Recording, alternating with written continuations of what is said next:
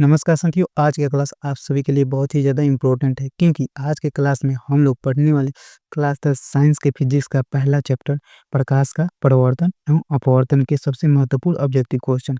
ये सीरीज चलती रहेगी और जितने भी जो साइंस के महत्वपूर्ण ऑब्जेक्टिव क्वेश्चन है और सभी चैप्टर का ऑब्जेक्टिव क्वेश्चन आपको प्लेलिस्ट के रूप में मिलेगा। तो आप चैनल पर नए हैं तो प्लीज़ इस चैनल को सब्सक्राइब कर लीजिए और वीडियो पसंद आएगा तो इस वीडियो को लाइक कर लीजिएगा क्योंकि ये क्वेश्चन आपको डायरेक्ट बोर्ड एग्जाम में देखने को मिलेगा। तो चलिए वीडियो को शुरू करते हैं। पहला क्वेश्चन है, प्रकाश का प्रवर्तन किस नियम से संबंधित है? तो ऑप्शन नंबर ए है न्यूटन का नियम, बी है स्नेल का नियम, सी है प्रवर्तन का नियम और डी है अपवर्तन का नियम। तो इसका राइट आंसर क्या हो जाएगा? सी हो जाएगा, यानी प्रवर्तन के नियम से संबंधित है। पहला का सी राइट आंसर हो जाएगा। ऐसे ही अगला क्वेश्चन है, प्रश्न संख्या 2, समतल दर्पण में बना प्रतिबिंब हमेशा कैसा होता है? समतल दर्पण में बना प्रतिबिंब हमेशा कैसा होता है, बताइए। ए का है, ए नंबर ऑप्शन है वास्तविक और उल्टा, बी है आभासी और सीधा, सी है वास्तविक और सीधा और डी है आभासी और उल्टा। तो बताइए इसका राइट आंसर क्या हो जाए? तो समतल दर्पण में जो हमेशा जो बनता है प्रतिबिंब वो कैसा बनता है? आभासी और सीधा है। बी ऑप्शन बिल्कुल राइट आंसर हो जाएगा। इसका भी ये ऑप्शन बिल्कुल राइट आंसर हो जाएगा। ऐसे ही अगला क्वेश्चन है, गोलीय दर्पण यानी गोलीय दर्पण की फोकस दूरी एफ और वक्रता त्रिज्या आर के बीच संबंध क्या है? यानी गोलीय दर्पण की जो फोकस दूरी होती है, फोकस दूरी को हम एफ से सूचित करते हैं और वक्रता त्रिज्या जो है उसे रेडियस यानी आर से हम सूचित करते हैं। तो इसके बीच आपको क्या बताएंगे? रिलेशन यानी संबंध बताना है। तो ए ऑप्शन है एफ बराबर आर बाई टू, बी है एफ बराबर टू आर और सी है एफ बराबर आर और डी है F equal to four by R by four. तो इसका राइट आंसर क्या हो जाएगा? एफ बराबर आर बाई टू। यानी गोलीय दर्पण में फोकस दूरी और वक्रता त्रिज्या के बीच संबंध क्या होता है? ए बराबर आर बाई टू। यानी वक्रता त्रिज्या इसकी क्या होती है? गोलीय दर्पण की फोकस दूरी की आधी होती है, उसके बीच यही संबंध होता है। ऐसे ही अगला क्वेश्चन है हमारा, प्रश्न नंबर संख्या 4, अवतल दर्पण द्वारा बना प्रतिबिंब वास्तविक और उल्टा होता है जब वस्तु स्थित होती है। आपको बताना है अवतल दर्पण द्वारा बना प्रतिबिंब कब होता है, जब वास्तविक और उल्टा कब होता है? बताइए किस स्थिति पर होती है वस्तु की जब आप अवतल दर्पण है उसका प्रतिबिंब वास्तविक और उल्टा होता है? तो इस ऑप्शन नंबर ए है फोकस और दर्पण के बीच, बी है फोकस पर, सी है वक्रता केंद्र और फोकस के बीच और डी है अनंत पर। तो इसका क्या हो जाएगा राइट आंसर? वक्रता केंद्र एवं फोकस के बीच, यानी सी ऑप्शन बिल्कुल राइट आंसर हो जाएगा। यानी प्रश्न संख्या 4 का सी ऑप्शन बिल्कुल राइट आंसर हो जाएगा। बता दें इसका पीडीएफ आपको टेलीग्राम ग्रुप में मिलेगा। तो टेलीग्राम ग्रुप है, वहाँ पे आपको इसका पीडीएफ मिलेगा। तो जाइए, उसका लिंक मैं आपको डिस्क्रिप्शन बॉक्स में दे दूँगा, वहाँ से आप जॉइन हो जाइए। इसका पीडीएफ जितना भी क्लास होगा, ऑल सब्जेक्ट का आपको चैप्टर वाइज़ ऑब्जेक्टिव क्वेश्चन हम पढ़ाएँगे, उसका प्लेलिस्ट मिलेगा और जिसका जितना भी पीडीएफ होगा वो टेलीग्राम पर मिलेगा। जाकर डिस्क्रिप्शन में दे देंगे, वहाँ पे जॉइन हो जाइए और व्हाट्सएप जो ग्रुप है वो भी जॉइन कर लीजिए, बिल्कुल फ्री। चलिए आगे बढ़ते हैं। जैसे हमारा प्रश्न संख्या 5 है, प्रकाश के अपवर्तन के कारण है। प्रकाश का अपवर्तन का कारण क्या है, बताइए।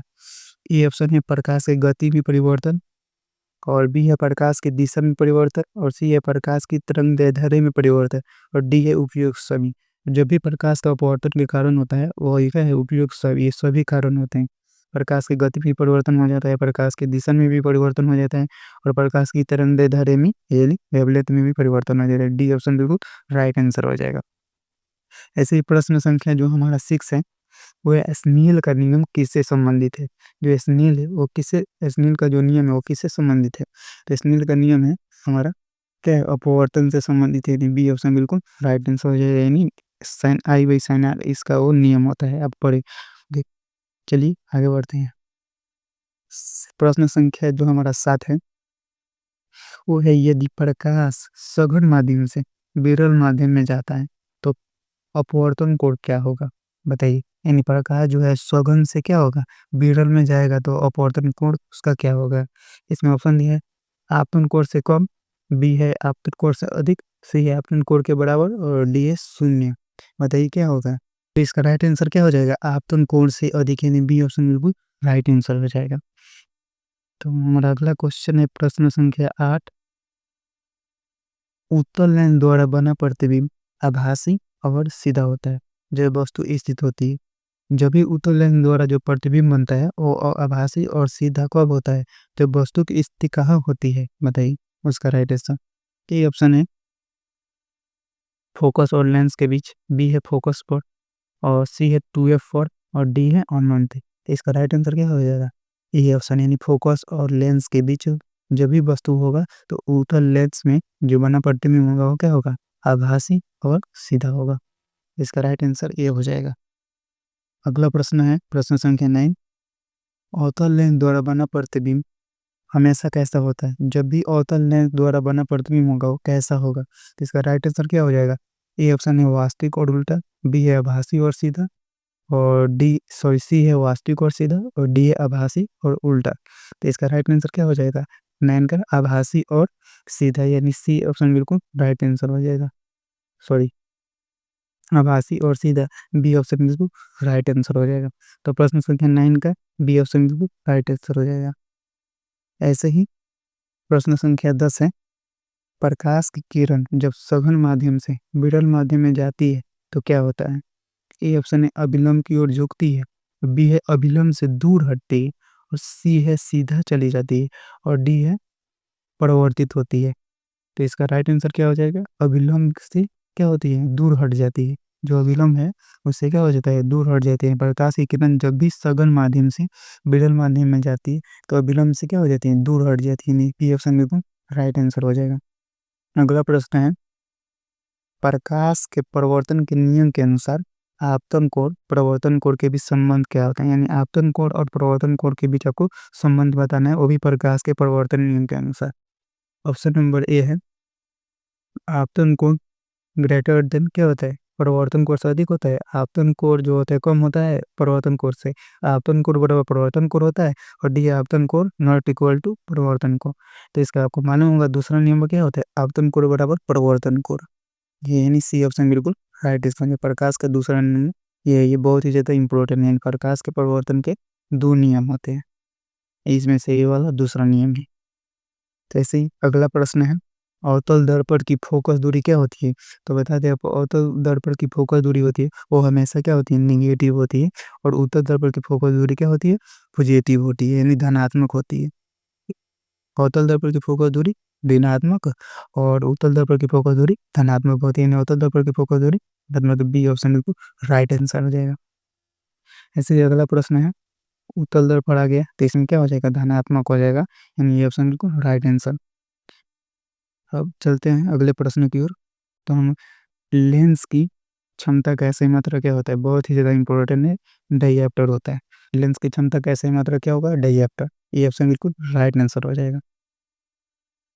ऐसे ही अगला प्रश्न है, प्रकाश के परावर्तन के लिए स्नेल का नियम किस रूप में लिखा जाता है? जो प्रकाश के अपवर्तन का जो स्नेल का जो नियम है किस रूप में लिखते हैं?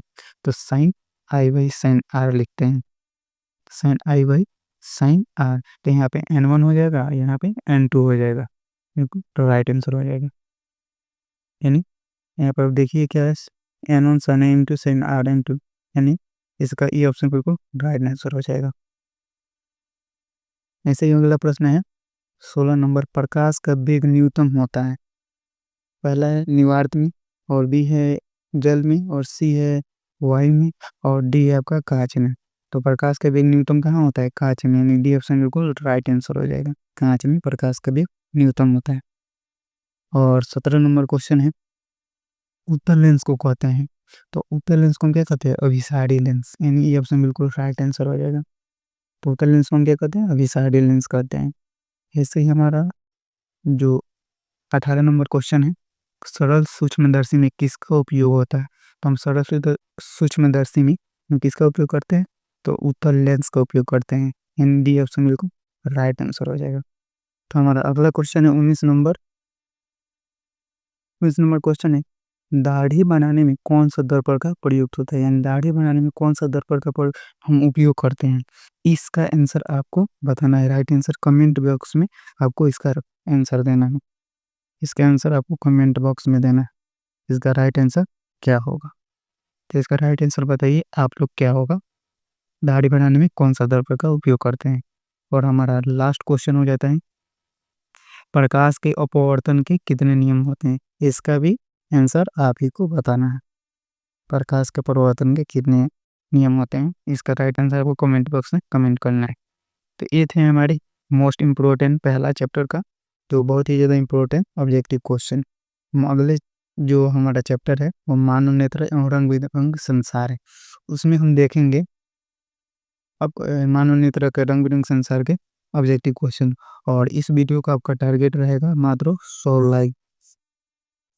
इस वीडियो में आपको हमारे 100 लाइक, इसमें आपको क्या करना है, और वीडियो पसंद आया हो तो इस वीडियो को आपको सब्सक्राइब कर देना है।